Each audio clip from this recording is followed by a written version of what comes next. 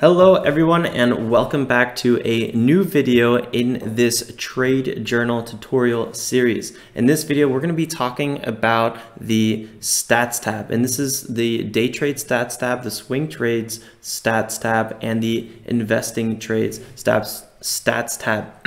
Whew, that's a lot to talk about. Let's go ahead and move over to the swing trading stats tab because this one has the most information in it based on that test information that we added.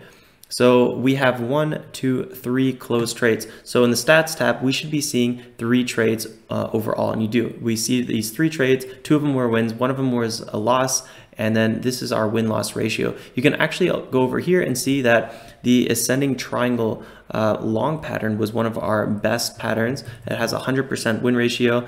Of course, that's only with 2 trades, so I wouldn't put too much attention in that. You also see here the bull flag with 1 total trade, and that trade was a loss.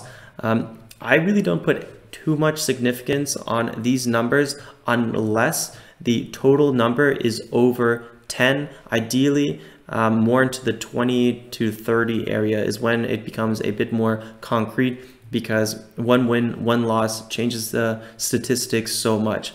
However, over time, it is really cool to see that maybe most of your patterns are actually unprofitable, or they're 50% or maybe even 60. I don't know. It's not like the best number. So what you could do is focus on those 2 to 3 patterns that are 70% plus success ratio. And that is how you are able to improve your trading in the long run, by removing the things that don't work for you and putting more focus on the things that do work for you.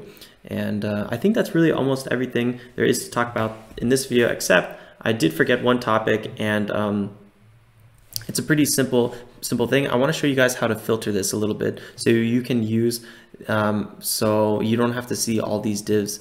And all you do is go here and you can click filter. For some reason it's C to A, and then and then you have your top ones. Obviously it doesn't look good if you have your top ones here on the bottom. So what you want to do again is you want to uncheck the div, right? This is things that aren't fully calculated because there is no statistics yet for that one, for that trading pattern. Click OK, and then you have your top 2 patterns here. The only obviously downside to this is you can't edit when you're in this view, but that's fine. Just click OK, or just recheck that and you'll see it. Feel free to add any patterns that you want. I don't know, anything you really want, doesn't really matter. You can add it here, and then there you can add up to 50. You really shouldn't be adding more than 50. I thought you really shouldn't be adding more than 20, but I wanted to give you guys space to add whatever you want. Remember, this swing trading tab, the swing trades tab, and the swing trades stats tab are connected. So these two relate to each other. So if I remove all the patterns here, it will not affect the day trading tab and the patterns for the day trading one. So just keep that little fun fact in mind. Here's actually an example on the investment stats tab, how it's different. So with investing, I typically don't trade patterns. I trade, well, I guess you can't really say that. I trade more setups, and which I guess you could call a pattern, but I do more things like where the RSI is under 30, or there's some bullish divergence, or kind of different things, not necessarily patterns, or more about indicators. And so I switched up these entirely, and you can kind of see here on the investment tab how it works.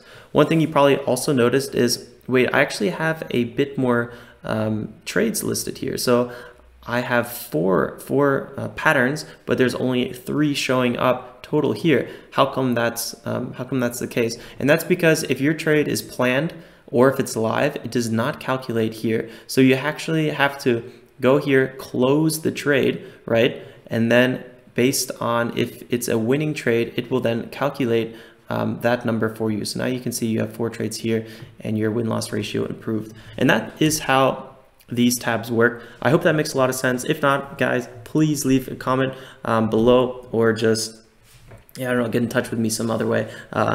Alex@enzo.com, and remember the private Discord chat if you are a member of crypto.enzo.com or profitablecryptotrader.com.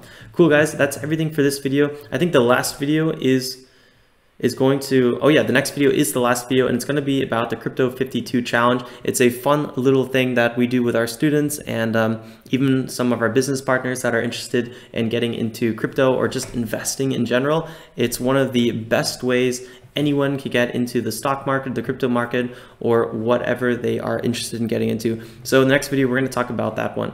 I will see you guys there. Ciao, ciao.